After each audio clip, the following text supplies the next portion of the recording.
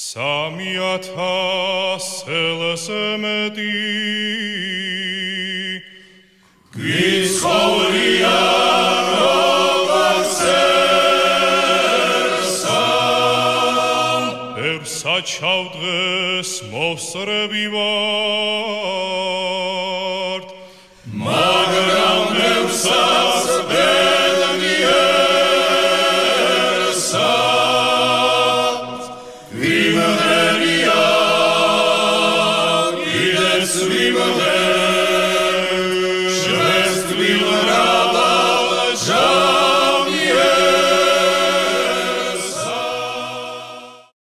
საქართველოში ყველა გვარი ისტორიულია. ვინაიდან თითოეული გვარის წარმომადგენელი იყავდა მონაწილეობს სამყაროს აღშენებლობაში.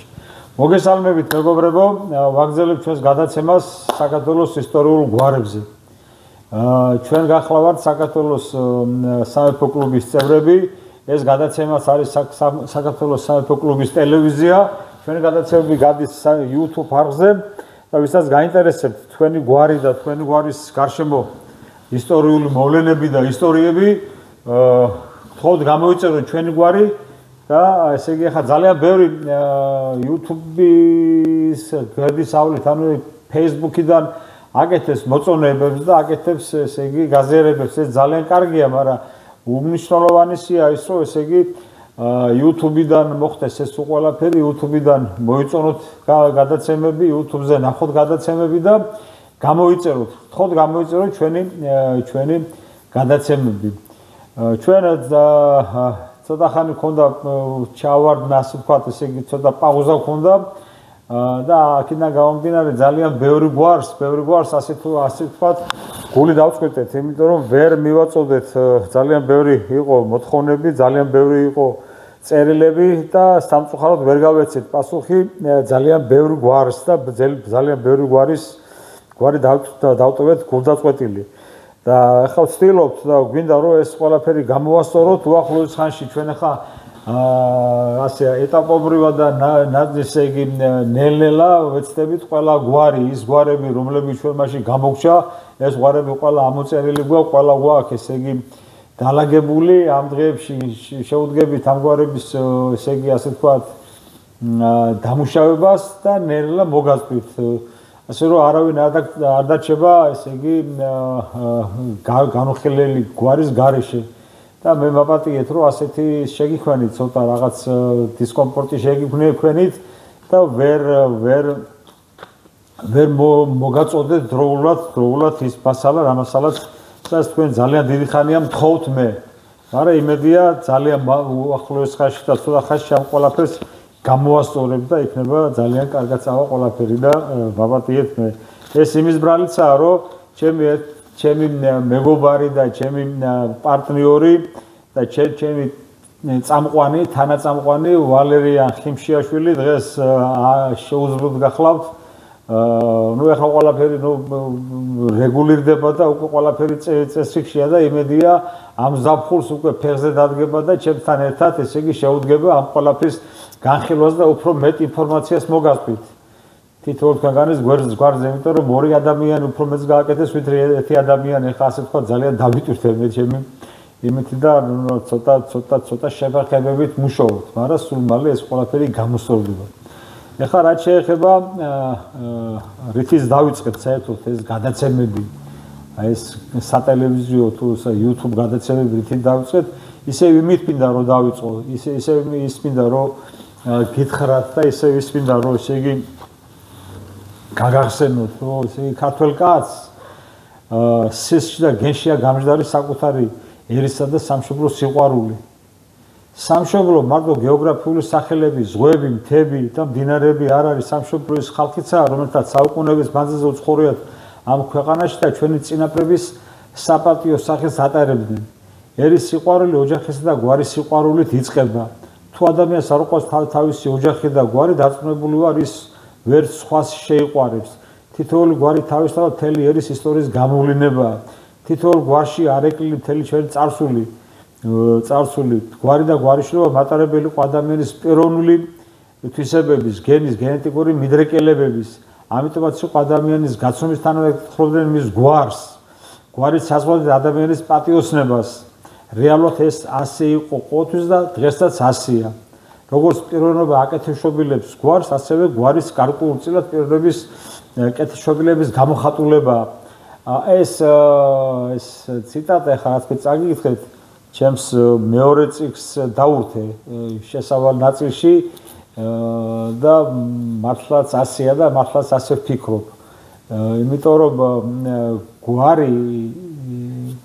გვარი ესე იგი იდენტობის, ჩვენი იდენტობის და ჩვენი ესე იგი იმ ისტორიის იმ რაღაც გარკვეულ პერიოდში დაუშვათ არის გამოხატულება ჩვენი ისტორიის და ჩვენი ასე ვთქვათ, ჩვენი თვითყოფადობის, ჩვენი განვლილი წლები, ჩვენი წინაპრების სული, ჩვენი წინაპრების თუ ჩვენ რაღაცა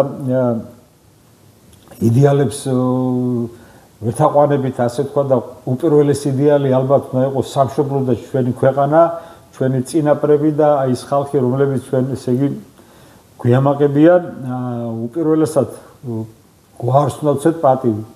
იმიტომ გვარიდან იწყება ჯერ გვარით საერთოდ პიროვნებებისგან შედგება.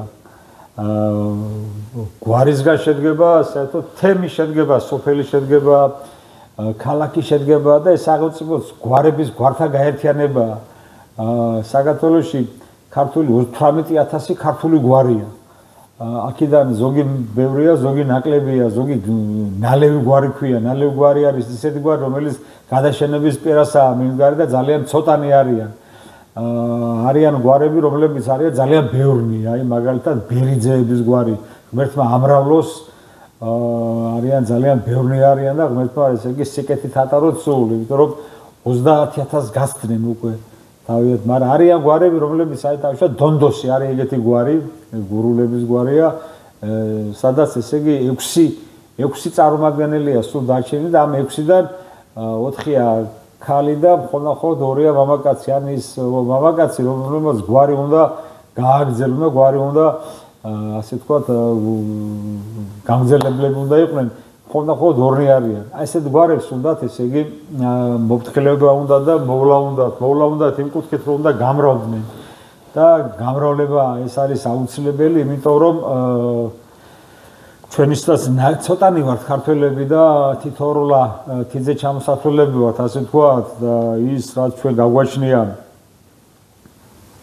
გვარების სახით და რაც ჩვენ გაგვაჩნია ეს სიმდიდრე, რაც ამ გვარებში იმალება, ეს არ უნდა გაქრეს. მე მაგალითად რო ვიყო სახელმწიფოს წარმომადგენელი, რო ვიყო, როგორც დაუშვათ კულტურული მემკვიდრეობის ძეგლებს რო ვანიჭებთ, რაღაც სტატუსებს, აი ისეთ ზუსტად ისევე სტატუსს მივანიჭებდი იმ ძეგლებს, რომლებიც მართლა ისტორიულია და მართლა, მაგრამ ყველა გვარი ისტორიულია.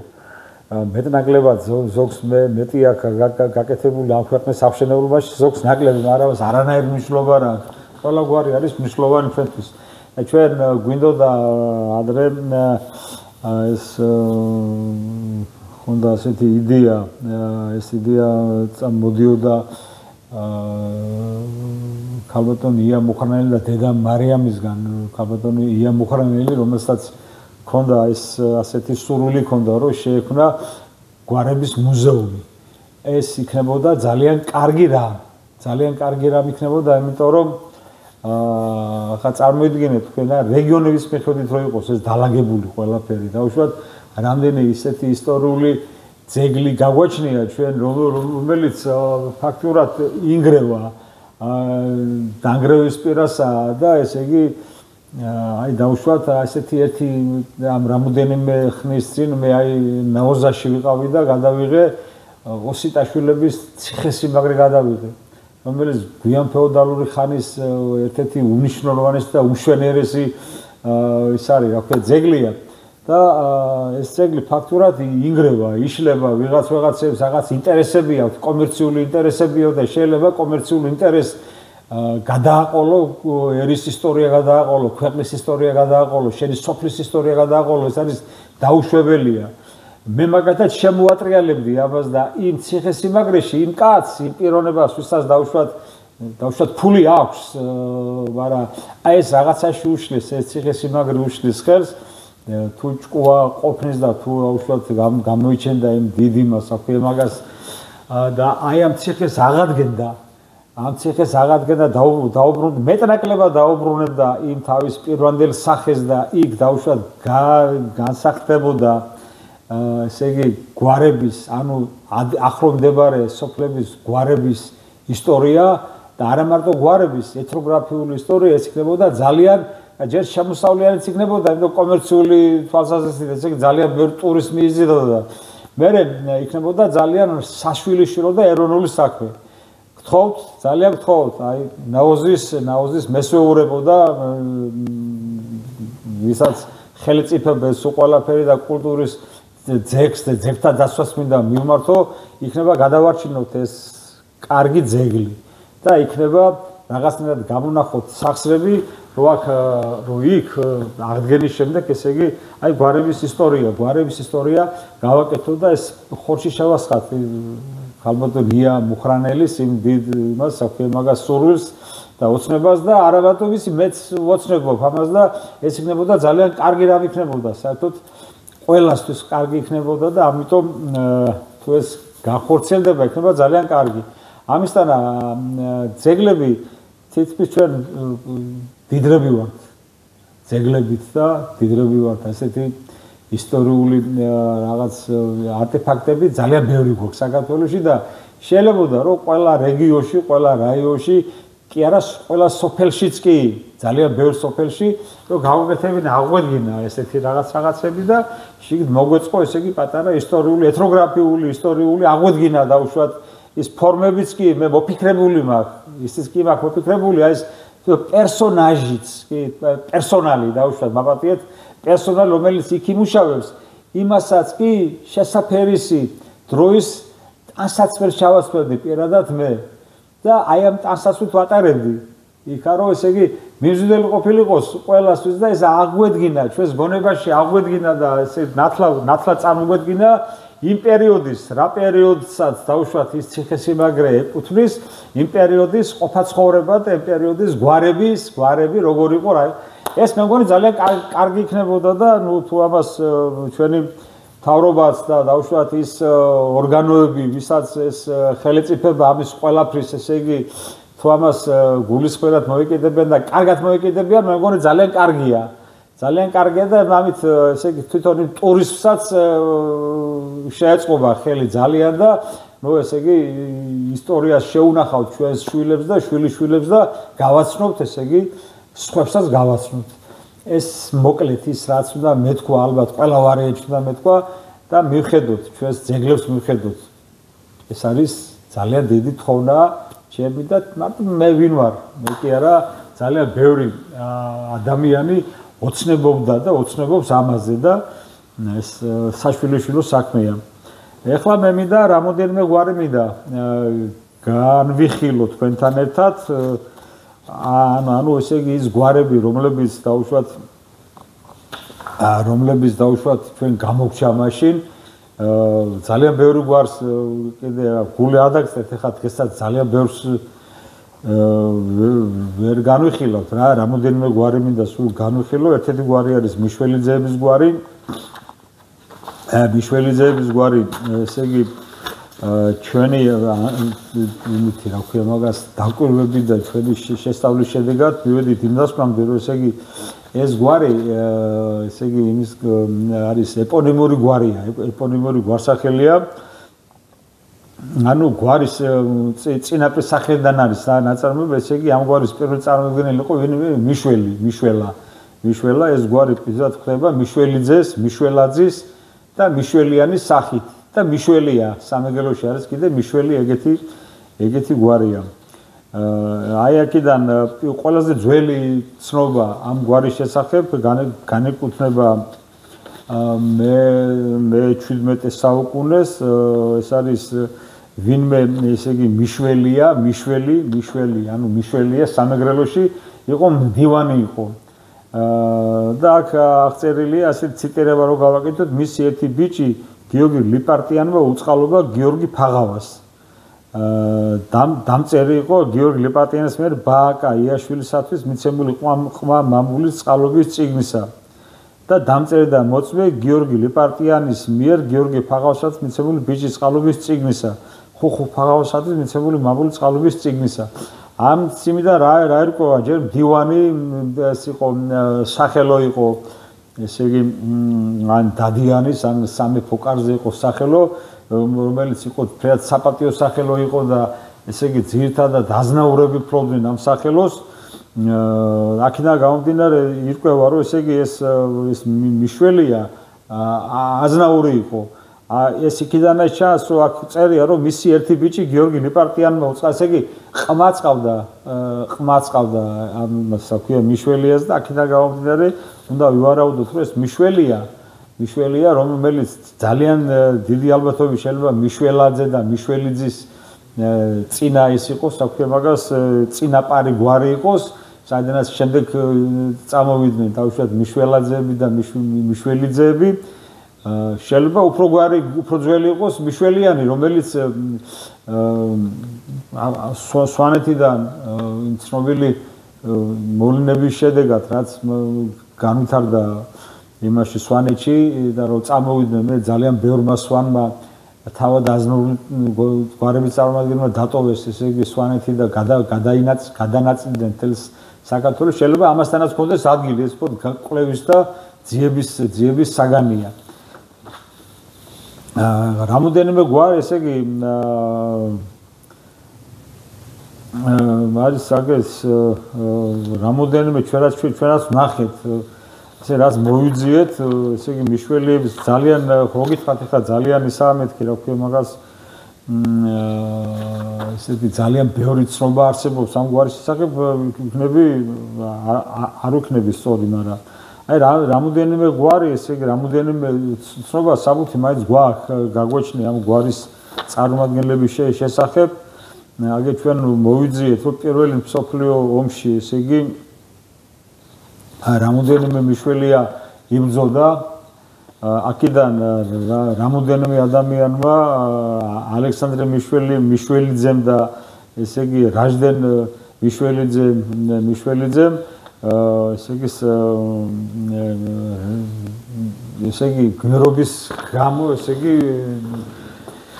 დაიმსახურეს ის რომ ესე იგი დააჯილდოვეს ესე იგი ორდენებით ორდენი კიდე რას ნიშნავს შემდეგ განგიმარტა ბელჯიმმა გამარტებული მაგრამ მაინც აგერ რაჟდენ მიშველიძეს ესე იგი მეოთხე ვლადიმირის მეოთხე ხარისხის ორდენი გადასცეს აგერ ალექსანდრე მიშველიძეს წმინდანას მეოთხე ხარისხის ორდენი წმინდანას მესამე ხარისხის ორდენი და ესე იგი წმინდა სტანისლავის მესამე ხარისხის ორდენი ხმლით და იმითი რა ქვია მაგას ბანტით ეს იმას ნიშნავს რომ ესე იგი აი ამ მიშველიძემ ამ ორმა მიშველიძემ ესე იგი ყველა ვარიანტში ესე იგი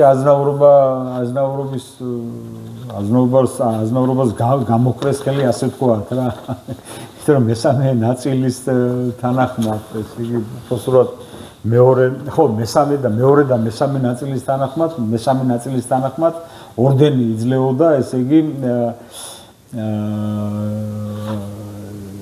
ყველა ორდენი არა, მაგრამ არის მეოთხე ეს დავუშვათ ვლადიმირის მეოთხე ხარისხის ორდენი ყველა ვარიანტში და მე დანარჩენი დრო დაემატებოდა სხვა ის ორდენები ყველა ვარიანტში უკვე აზნაურის ტიტულს ესე იგი იმაშობოდა რა ქვია იძლეოდა არის კიდე ეგრე ორი მოდელი ესე იგი ერთი იყო პრიჩეტნიკი მიშველიძე იესე 1864 წელს იყო ეს თარგამულის წმინდა გიორგის ეკლესიაში და იგივე წმინდა გიორგი ესე იგი თარგამულის წმინდა გიორგის ეკლესიაში იყო მიშველიძე იოანე ეს უკვე მღვდელი იყო ასე რომ ამ გვარზე კიდე მიმდინარეობს კვლევები და შემდეგ გადაცემებში ალბათ უფრო კაფიოდ და უფრო კარგად განგიმარტავთ ამ ყველაფერს და მოგასწრით ამ გვარის შესახებ ისტორიას შემდეგი გვარი რომელიც მინდა წარმოგიდგინოთ ეს არის კობიაშვილების გვარია ესენი არიან აზნაურული გვარია, ესე იგი ამ გვარის შესახებ, ესე იგი იონა ბატონიშვილს აქვს, ესე იგი თავის საანდაზო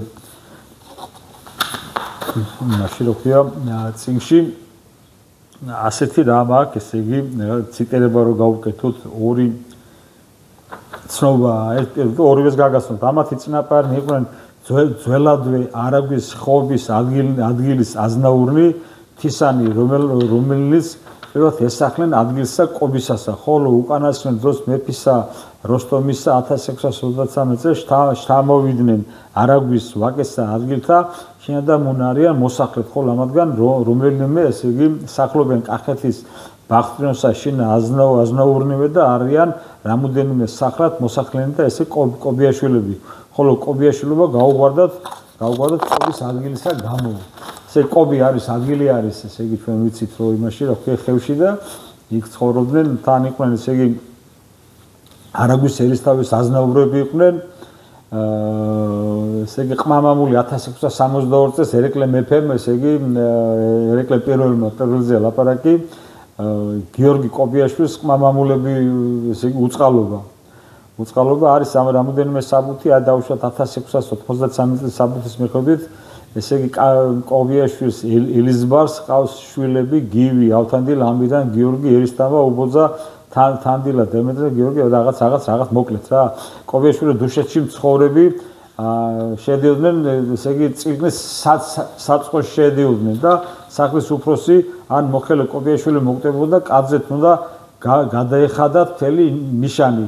შეკაზმული ცხენი, სუფრის თასი, ორი წასახურავი, ერთი წიკნელისა, ერთი თავისი, ქალზე ნიშანი, ტყავი ან ტოლმა, კაბა, სარტყელი, ღილი, ბეჭედი, თავსახურავი, ესეც 1669 წლის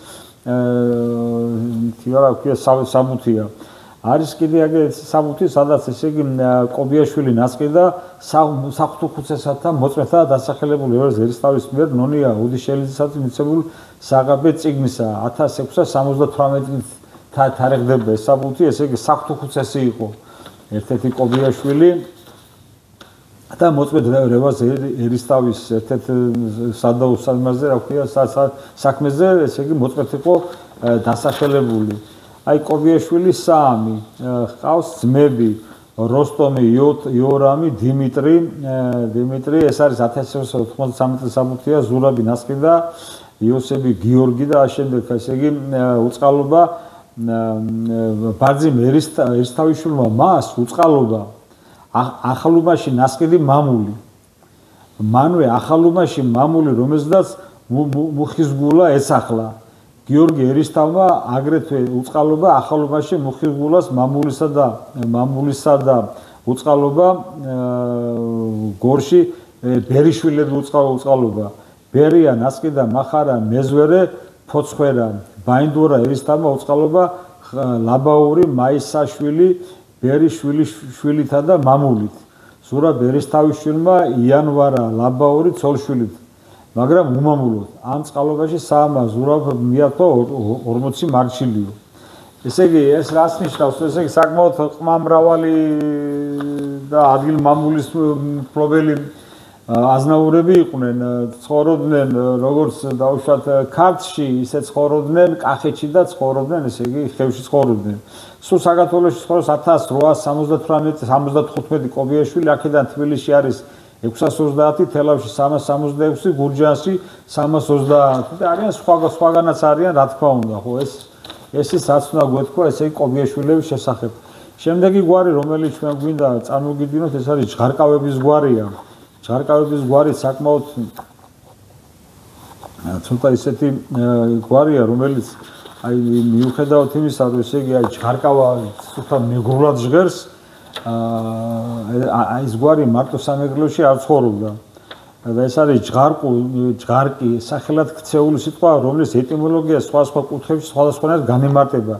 მეგრულში სიტყვა ჯღარკუ ნიშნავს უშნოდ, უხლათოდ, უხიეროდ გაკეთებულს. ქართული ენის დასავლურ კილოებში ჯღარკი ნიშნავს ძველ დაგლიჯერ ფეხსაცმელს. გურიაში ჯღარკე შექმეული გვარია. ანუ გვარის განაყოფის კოლექტიური მეტსახელი. მის მუს გილეჯღარკუქია მეგრელებში ნიშნავს რაც დაგდებულ ხარო რა ესე იგი ჯღარკუ აგრეთვე ხდება საკუთარ სახელად მაგალითად ჯღარკუ ჯღარკავა ჯღარკუ გურამიჩხე ჯღარკუ გურამის ძე და შენგელია და ასე შემდეგ გვარის ეტიმოლოგია განუხილოთ ორი მიმართულებით შეიძლება იყოს ეპონიმური გვარსახელი რომელიც მამუკაც სახელისგან ჯღარკუსგან წარმოდგება და ჯღარკ და აგრეთვე ჯღარკ ესე იგი უშნო ფეხსაცმელს ნიშნავს ისტორიის მეცნიერებათა კანდიდატს ბატონ შალვა ლევანიძე ჯღარკავას ის არის ესა ქვია მოსაზრება და შეიძლება ჩვენც ვემხრობოდეთ იმ კუთხით რომ შეიძლება მე მაგალითად მჯერა რომ ეს არის ჯღარკუ თვითონ სახელი ეპონიმური გვარსახელი მგონია მაინც რა მოკლედ ესე იგი ეს გვარი ხაბაზები ეს აღსანიშნავია ეს ფაქტი რომ ამ გვარის წარმომადგენლები დადიანის კაცზე ხაბაზები იყვნენ 1634 წელს შესაძლებელია მასაც უკავშირებოდეს გვარის წარმოშობა ვინაიდან ჯღარი საიდანაც შესაძლებელია წარმოშობილიყოს თქვა ჯღანი უკავშირდება ფეხსაცმელს საქართველოში 2758 სული ჯღარკავა სახლობს აქედან მარტვილში 815 ზუგდიდში 539 თბილისში 507 დანარჩენი ჯღარკავები გაფენილებიან საქართველოს ყველა კუთხეში მეტ-ნაკლები ორდენობით გვარის ყველაზე მრავალრიცხოვანი და მრავალი სამკვიდროა ნაგვაზავო სადაც 130 კომლი ცხოვრობს ესე იგი ამ გვარის წარმომადგენლები არიან აგრეთვე გურიაში არიან იმაში რა ქვია ლეჩხუმში და არიან იმაშიც რა ქვია მაგას იმერეთშიც არიან ესე იგი რაღაც ლეგენდებიც არის ძალიან მაგრამ რა არის იცი ყველაზე პირველი ისტორიული წყარო მიუხედავად იმისა რომ ესე იგი ეს მეგრულად ჟღერს ეს გვარი ყველაზე პირველი ისტორიული წყარო მაინც ამ გვარის შესახებ 1595 წელს განეკუთვნება რასაც ცენტრალურ არქივში მივაკვლიეთ ვისაც აინტერესებს ფონდიც გვაქვს მითითებული და შეგვიძლია ესე იგი ეს მივაწოდოთ 1595 წელს აგვისტოს 2-ის მამულის ნასყიდობის წიგნი აზნაურ ჭყონიას მიერ გოგი ბერიძეებისადმი და ციტირებას გავუკეთებ ხლა თვითონ ამ იმას აქვია ამ მასალას ამ სახელითა სახარებისათა არსება დაუსაბამოსა დაუსრულებელსა დაუბადებელსაგან განუზომელია ხოლო მიუწვდომელსა მამისა ძისა სულისა წმინდისათა ყოლა წმინდისა უხსნელისა ყოლა დუბიწოსა კურთხეულსა ჩვენისა მარანდის ქალწულ მარიამისა ზეცისა ზალთა ანგელოსთა მიქაელ გაბრიელ თავარანგელოსთა ცხოლ მყოფელსა პატიოსა ჯვარსა ჯვარისათა რომელ ზედამ განიბყრნა უხსნელი მკლავნი თვისნის სისხლი და დაანთხია ხსნისა ჩვენისათვის ოქითა და მეუხებითა წინასწარმეტყველისა წარმორბედისა მესვეტესა მეუდაბნოეთა მამათა მამათმთავართა წამებულთა თანაზიართა პეტრე მარკოს ლუკა იოანესათა ამათ თავდებობითა მინდობითა შუამდგომლობითა ესე უთუო და უთუთომალი დრო დაუდებელი მიზეს შეუმოღებელი ყოვლის ჩხუბისა და ელიტისაგან გამოსული გამორკვეული მოკიდე ჩვენი ყმა ჯღარკავა ხუთია მესი შეასავლეთ გასავლით მიგვიცია ყოვლისა კაცგან აუცილებლად კონდეს და გიბედნიეროს ღმერთმან ეს არის 1595 წლის საბუთი საკმაოდ ძველი გვარია არის კიდე რამოდენიმე საბუთი რაც ესე იგი ამ გვარის გურულ ფესვებზე მეტყველეს მაგრამ ხა ამას არ გავჩერდებით არ შევჩერდებით ამ ყველაფერზე ესე იგი ძალიან რამოდენიმე ადამიანი ესე იგი მონაწილეობდა პირველ მსოფლიო ომში აი ჯღარკავა ვლადიმერი პოდპორუჩიკი იყო დაჯილდოვებული იყო წმინდა ანას მესამე ხარისხის ორდენით ტაბელა რანგას მიხედვით რაც მე წეგან გითხარით წმინდა ანას მესამე ხარისხის ორდენი იძლეოდა პირადი აზნაურის ტიტულს ან საპატიო მოქალაქის წოდებას ასე რომ საცივით შესაძლებელია ეს ვლადიმერ ჯღარკავა პირადი აზნაური გამხდარიყო პირადი აზნაური რას ნიშნავს პირადი აზნაური ნიშნავს იმას რომ ეს მემკვიდრეობით არ გადადიოდა მისი ესე იგი მისი ეს აზნაურობა არამედ ესე იგი სანამ ცოცხალი იყო მანამ საგებლობდა ამ პრივილეგიით და შემდეგ ესე იგი თუ დავუშვათ მისი შვილის გახდებოდა პირადი აზნაური და 20 წელი ემსახურებოდა სახელმწიფოს და მისი შვილიშვილიც მერე კიდე 20 წელი კიდე პინათად ემსახურებოდა სახელმწიფოს. აი შემდეგ უკვე მისი შვილიშვილს შეიძლება ესე იგი შთამომავლობით აზნაური გამხდარიყო. ჯღარკავა პავლე წმინდა გიორგის მეოთხე ჯარისკაცის ჯვრის ის იყო კავალერი იყო, არტილერიის და ბომბარდირი. ხო, სხვადასხვა მინდა ერთი რაღაცა გითხრათ. აი ეს წმინდა გიორგის ჯარისკაცის ჯვარი. ეს იყო ძალიან საპატიო ის იყო, რა ქვია, მაგას ორდენი იყო, რომელზეც სამეფო გვარის წარმომადგენლებიც კი ოცნებობდნენ. იყო ეს თუ 4 სახეობის იყო, პირველი ხარისხის, მეორე, მესამე და მეოთხე ხარისხის ის იყო, წმინდა გიორგის ჯარისკაცის ჯვარი იყო. აი თუ 4-ვე გვარის 4-ვე მისი რა ქვია ხარისხის კავალერი იყავი, ანუ 4-ვე ხარისხი ქონდა, ამისთან ერთ-ერთი დავით კოკაია იყო ქართველი კაცი, რომელიც ძალიან საამაყო გვაქვს ჩვენ ქართველებს. აი დავუშვათ თუ იჯდა დავუშვათ იმპერატორი სკამზე და თუ ჩაივლიდა 4-ვე ორდენის კავალერი, ან გინდა ამ შემთხვევაში დავით კოკაია ვალდებული იყო იმპერატორი ამდგარ იყო და სამხედრო ესე იგი ის მიეცა რა ქვია მაგას არის ჩესტი ალბათ რა უნდა მიეცა ესე იგი ამ ჯარისკაცისთვის. იმდენად მნიშვნელოვანი და იმდენად და ძალიან ბევრი გენერალი და ძალიან ბევრი ოფიცერი ოცნებობდა აი ამ იმაზე რა ქვია მაგას ამ ჯარისკაცის ჯვარზე.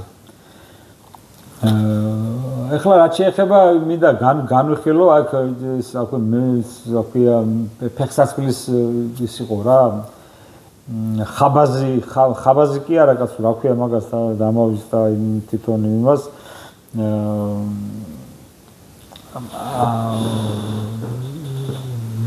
ხო ხაბაზი იყო რომელიც ესე იგი პურის ხობელი ასე თქვა ხაბაზების იქ ერთ-ერთ საბუში წერია რომ ესე იგი ნანა ჯღარკავა გაატანეს ესე იგი რა ქვია ერთ-ერთი დადიანის ერთ-ერთი ქალიშვილი გაათხოვეს ესე იგი იმაზე რა ქვია მაგას მეფის შვილზე გაათხოვეს და გაატანეს ზითებად გაატანეს ხაბაზი ნანა ჯღარკავა. ეხლა ხაბაზი რას ნიშნავს? ხაბაზი იყო ესე იგი მსახური იყო. მსახური ესე მსახურთა კატეგორიიდან გამოსული ესე იგი ადამიანი იყო, რომელიც ესე იგი მსახური რა იყო? მსახური იყო გარდამავალი ის იყო დამაკავშირებელი, ანუ გლეხსა და აზნაურს შორის ესე იგი გლეხიდან უკვე გამოსული იყო პიროვნება, უკვე გლეხი აღარ იყო, მაგრამ აზნაურიც არ იყო, ანუ რაღაც შვაში იყო ეს თავისი სასწო სიგელის სისხლის ფასიდანაც გამომდინარე იყო, ბავშვად თუ გლეხის სისხლი იყო 12 თუმანი, მსახურის სისხლი 24 თუმანი იყო და იმისი, რა ქვია, აზნაურის იყო 58 თუმანი. აქედან გამომდინარე ძალიან საპატიო სამსახურს ეწეოდა ნანა ჯღარკავა დადიანების კარზე. ეს იყო სული საცნო მეთქვა ჯღარკავების სხვა შორის ჯღარკავების საკმაოდ ვრცელი ნაშრომი გავაკეთე ჩვენ და ვისაც დაგაინტერესებთ შეგვიძლია მოგაწოდოთ, იმიტომ რომ აქ რა ვიცი გავუკეთეთ ერთ პიროვნებას აინტერესებდა და შემდეგ ესე იგი აღარ დაინტერესებულა ამ ყველაფრიდან თუ დავუშვათ კიდე აინტერესებს თორე და უნდა გავასაჯაროთ ეს ყველაფერი, იმიტომ რომ ნაშრომია და ამაში შრომა ჩადებული და ამაში ფინანსებია ესე იგი დახარჯული, ასე ვთქვათ. სულ კომერციული მიზნითაც შევხედოთ ამ ყველაფერს და აქედან გამომდინარე მე ვითხოვებ უფლებას არა მარტო მე შეჩენს თანავტოთან ერთად აი ამ ნაშრომის ამ ჯღარკავების გვარის ისტორიის გამოქვეყნების და გასაჯაროების. დიახ, ეს იყო სული საცნო მეთქვა. კიდე ერთი მინდა შეგახსენოთ, ესე იგი ჩვენ დავიწყეთ ახალი გადაცემა ახალი გადაცემა, რომელიც ესე იგი ეხება სახალხო კონსტიტუციურ მონარქიას და ძალიან გთხოვთ რომ მოусმინოთ გადაცემებს და მოიწონოთ ეს გადაცემები აქ ძალიან საინტერესო ადამიანებთან გვექნება შეხვედრა ჩვენ უკვე რამოდენიმე 3 გადაცემა ესე იგი მას ვქენ წავიყვანეთ ამ კუთხით და სამ გადაცემაში ძალიან საინტერესო ადამიანები ვყავდა მოწვეული საინტერესოდ ვილაპარაკეთ და წინ კიდე ბევრი მოულოდნელი და ძალიან საინტერესო თემები გველის თემები რა ძირითადად არის მონარქიაზეა საუბარი და გვინდა ესე იგი ადამიანებს განვუმარტოთ თუ რა არის ეს და არ კონდეთ ის შიში რაც დღეს აქვს სამწუხაროდ აქვს დღეს ესე იგი რატომღაც მონარქია გონიათ რომ ესე იგი მონარქია თუ დამყარდება კონსტიტუციური მონარქიაზეა ლაპარაკი მაგრამ ვერ ერკვევიან რა არის კონსტიტუცია რა არის სახალხო მონარქია გონიათ რომ მოვა ესე იგი ვიღაცა მეფე სისხლისმელი რომელიც ესე იგი თავადაზნაურობას დაურიგებს თავიანთ მამულებს და აღადგენს ამ თავადაზნაურობას და ბატონყმობას და რაღაც სისულელეები 21 საუკუნეში აგერ საცა იმას აქვს ბილეთებს დაგვირიგებენ მარზე გასამგზავრებელს და იქ პატარ-პატარა იმას აქვს იმასაც მიწის სამყაროსაც დავამტკიცებ ამ პერიოდში ვიღაცას გონია რომ მონარქია ნიშნავს ბატონყმობის აღდგენას ეს არის სისულელე არც დაიჯეროთ ყველაზე ცივილიზებული და ყველაზე წინ დგარი ქვეყნები დღეს ევროპაში მე მგონი თუ არ ვწდები 11 თუ 12 ზუსტად არ მახსოვს არის მონარქიულია თვითონ იაპონიაც მონარქიული სახელმწიფოა ხა ესპანეთი ინგლისი დანია რა ვიცი რა რომელი გითხრათ ბელგია მონარქისტულები არიან სულ და ყველაზე კარგად ცხოვრების დონითაც დემოკრატიის დონითაც და ყველაფრით ის სახელმწიფოებია დღეს ევროპაში სადაც კონსტიტუციური მონარქია დამყარებული ასე რომ მოусმინეთ ჩვენს გადაცემებს და რა ვიცი შეიძლება ჭკუაში დაგიждეთ ეს ყველაფერი და მოიყვანოთ მირონცხებული მეფე რომელიც ესე იგი საუკუნეების განმავლობაში ათეულობით საუკუნეების განმავლობაში ჩვენი პატრონი იყო და ჩვენი მფარველი იყო მადლობთ ყურადღებისათვის 3000 წელს მეტი გიცხოვრია